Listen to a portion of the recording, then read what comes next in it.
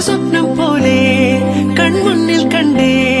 പല നാളായി കാക്കും ആശകൾ കലിതുള്ളും കടലും ഇരുളടയും കാടും വഴിയായി തീർന്നീ യാത്രയിൽ അനുരാഗം തോന്നിപ്പോയ അവരെന്റേതാകും പോലെ അപരാധം എന്നും നീയല്ലോ ഒരു ലക്ഷം കള്ളം കൊണ്ട് ഈ ലക്ഷ്യം നേടും നേരം അവൾ ലക്ഷ്മി ദേവിയായി